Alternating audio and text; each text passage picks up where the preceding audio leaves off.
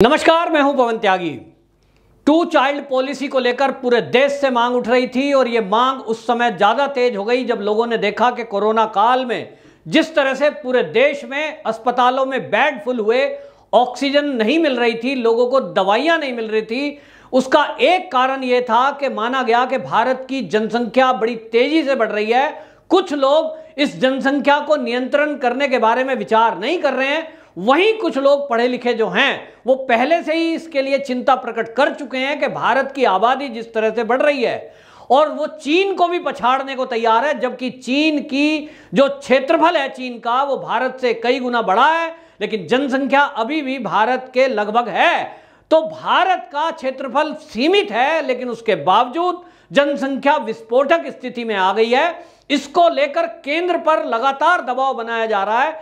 कई संस्थाएं और उसमें कई सुप्रीम कोर्ट में प्रैक्टिस करने वाले वकील कई बार केंद्र को यह लिखकर दे चुके हैं, ज्ञापन दे चुके हैं और बाकायदा इसके लिए बड़े बड़े अभियान चलाए गए कि केंद्र एक कानून बनाए कि 2 बच्चे जिसके पास हैं उन्हीं को सरकारी सुविधा मिले और 2 से अधिक बच्चों पर दंड का प्रावधान भी हो, जैसा कि चीन के अंदर है। केंद्र इस पर कब कानून बनाता है यह देखना होगा, यह बाद का विषय है। लेकिन इसी विषय पर आपको बताएं, योगी आदित्यनाथ यूपी के मुख्यमंत्री और हेमंत बिश्व शर्मा जो कि असम के मुख्यमंत्री हैं, उन 2 मुख्यमंत्रियों ने बाकायदा इस पर काम शुरू कर दिया है और राज्य विधि आयोग को योगी आदित्यनाथ ने यह आदेश दिया है कि इस पर तुरंत कानून बनाया जाएगा और उन कानूनी पहलुओं पर आप बाकायदा विचार करें और एक ड्राफ्ट तैयार करें। तो इस आदेश के बाद पूरे उत्तर प्रदेश में और उधर आसाम में इस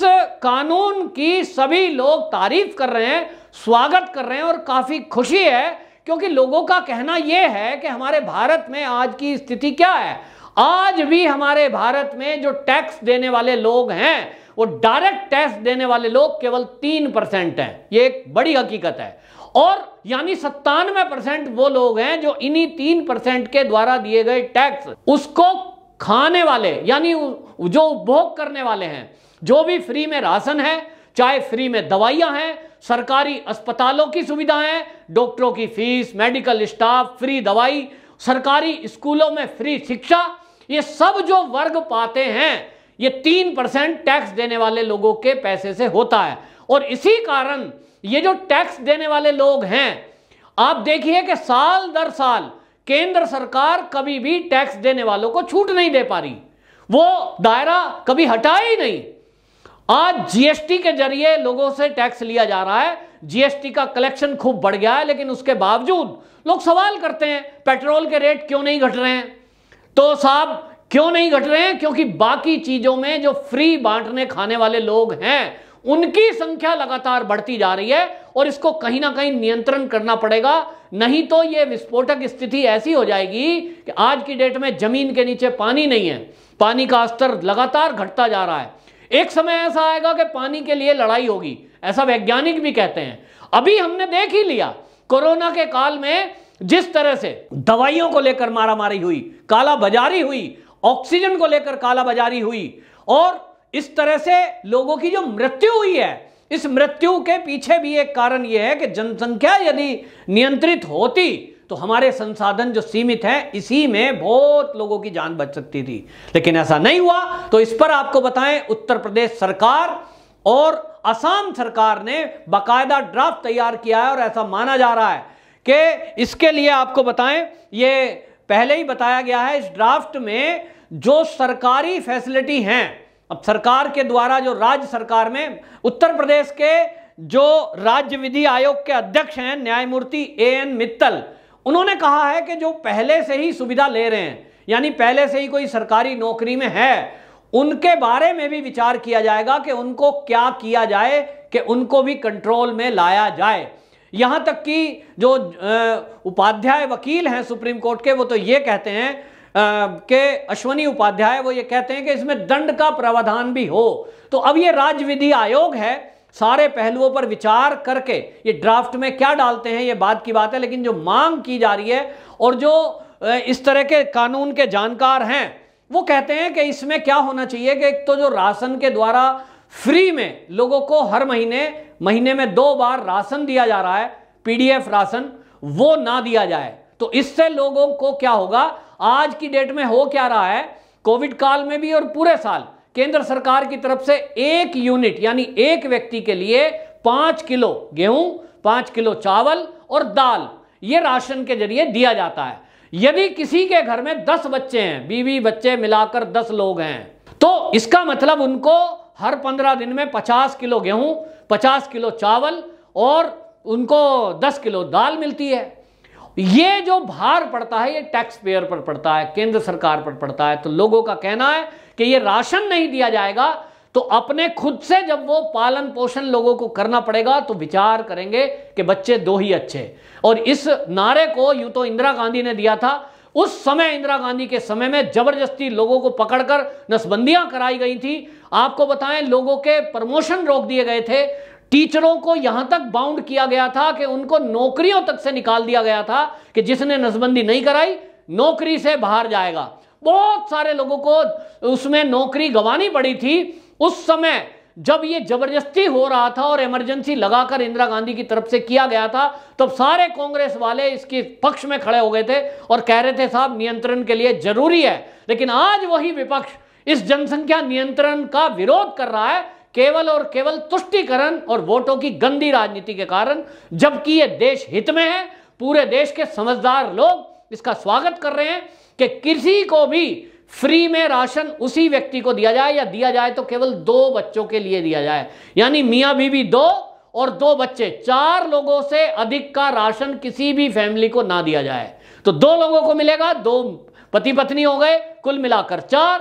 इसी तरह सरकारी अस्पताल में किसी को भी निशुल्क फ्री इलाज ना दिया जाए जिसके 2 बच्चे से अधिक बच्चे हों। इसी तरह लोग कहते हैं सरकारी स्कूलों में शिक्षा ये भी फ्री में नहीं होनी चाहिए। आज की डेट में आप देखेंगे मिड डे मील के जरिए उनको खाना मिलता है, पढ़ने के लिए किताबें भी फ्री मिलती हैं, राज्य सरकार की तरफ से बैग, स्कूल बैग और ड्रेस, स्कूल की यूनिफॉर्म ये तक फ्री दी जाती है, और कई जगह तो लड़कियों को वजीफा भी दिया जाता है। ये सब सरकारी सुविधा केवल उसको मिले जिसके 2 बच्चे हैं, 2 से अधिक को ये सुविधा ना दी जाए। और ये आपको बताएं इसलिए भी जरूरी है कि सरकारी स्कूलों की जो स्थिति है वो इसीलिए है कि बहुत आप देखेंगे, हमने देखा है, मैंने खुद देखा है कि मिड डे मील मान लीजिए 1 बजे बंटना शुरू हुआ, स्कूल का टाइमिंग है। मैंने दिल्ली के अंदर देखा है कि वो बच्चे केवल मिड डे मील के टाइम जब खिचड़ी बटेगी या दलिया बटेगा उस टाइम केवल वो आएंगे और उसे खाएंगे खिचड़ी दलिए को, और उसके बाद सीधा घर भाग जाते हैं। मतलब केवल खाने के लिए फ्री में स्कूल में एडमिशन कराया जाता है, पहनने के लिए 2 जोड़ी कपड़े मिल गए, 1 बैग मिल गया, कुछ किताब मिल गई, ना किताबों से कोई मतलब है ना बैग से कोई मतलब है। उनको यूनिफॉर्म भी जो मिलती है उसको डेली रूटीन में पहनकर वो इस्तेमाल करते हैं, वहीं खिचड़ी खा के अपने घर को पहुंच जाते हैं। जो सरकार की योजना है कि बच्चों को शिक्षित किया जाए, अभी भी शिक्षा का स्तर इस देश में फ्री किताबें बांटकर, फ्री बस्ता बांटकर, फ्री वजीफा देकर और खिचड़ी बांटकर भी वो पूरा मकसद नहीं हुआ। तो ऐसे जो योजना है उसको चलाकर भी फायदा क्या। दूसरी बात यह है कि जो इस देश में हो रहा है कि कोई लोग तो एक ये साजिश के तहत जनसंख्या को बढ़ा रहे हैं कि इस देश में हमें क्या, हमें तो संख्या जितनी बढ़ जाए उतना बढ़िया है। कुछ लोग जो केवल 1 या 2 बच्चे के आधार पर ही अपनी गृहस्थी चलाना चाहते हैं, वो सोचते हैं कि हम 2 बच्चों को अच्छा सा पढ़ाएंगे, देश और दुनिया में हमारे बच्चे नाम करें, अच्छे स्वस्थ बच्चे हों। और जब स्वस्थ बच्चा होगा, 2 बच्चे होंगे, उनकी डाइट अच्छी होगी तो वो बीमार भी नहीं होंगे। आप यदि सरकारी अस्पताल में जाकर के देखेंगे तो WHO तक की भी ये चिंता है कि ज़्यादातर जो मरीज है, जो बीमार हैं, वो गरीब देशों में और भारत के अंदर भी कुपोषित भोजन के कारण होते हैं। पोषण उनका ठीक नहीं है, भोजन में जो विटामिन और मिनरल मिलने चाहिए वो उनको नहीं मिल रहे हैं। और ये कैसे मिलेंगे जब एक घर में 10 बच्चे होंगे। 2 बच्चों को आप ठीक से पाल सकते हैं, 10 को नहीं। और इसीलिए आपको बताएं ये बहुत अच्छा कदम माना जा रहा है। और इस कदम में आपको बताएं आसाम के मुख्यमंत्री हेमंत बिस्व शर्मा ने तो इसमें स्पष्ट कर दिया है कि कुछ लोगों को भयभीत होने की जरूरत नहीं है। इस कानून के तहत अनुसूचित जाति, अनुसूचित जनजाति और जो मजदूर हैं, टी बागान में काम करते हैं, क्योंकि आसाम के अंदर टी बागान्स हैं, उसमें मजदूर काम करते हैं, और अगर किसी के घर में टी बागान के काम करने वाले मजदूर या अनुसूचित जाति और जनजाति के लोगों के घर में यदि 2 से अधिक बच्चे हैं, उनको सरकारी सुविधा पहले की तरह मिलती रहेगी। आपको यह भी बताएं कि मध्य प्रदेश और राजस्थान में यह योजना पहले से लागू है, 2 चाइल्ड पॉलिसी। तो अब यह पूरे देश में मांग उठ रही है। पूरे देश में जब होगी तब देखेंगे। और जो कानून के जानकार हैं उन लोगों की राय तो यह है कि जो भी 2 से अधिक बच्चे पैदा करता है उसके ऊपर एक आर्थिक दंड भी लगाया जाए, ताकि वो ये भी ना सोचे कि 10 बच्चे हैं तो किसी से जो है वो फल की ठेली लगवा देंगे, किसी को सब्जी की दुकान पे रख देंगे, किसी को पंचर की दुकान पे रख देंगे, हम अपना गुजारा खुद कर लेंगे। इसको लेकर भी कानूनविदों की राय ये है कि 2 से अधिक बच्चे वाले को या तो सरकारी सुविधाएं ना दी जाए, और सरकारी सुविधाएं ना देने के बाद भी अगर कोई नहीं मानता है तो उसके ऊपर आर्थिक दंड भी लगाया जाए। मतलब दोनों लागू की जाए, आर्थिक दंड और सरकारी सुविधाएं उसको नहीं दी जाएंगी तो ही वो 2 बच्चों के बारे में सोच सकते हैं। वरना इस देश में किसी दिन पानी को लेकर युद्ध होगा, किसी दिन दवाई को लेकर युद्ध होगा, और किसी दिन सरकारी स्कूल में एडमिशन को लेकर युद्ध होगा। वंदे मातरम।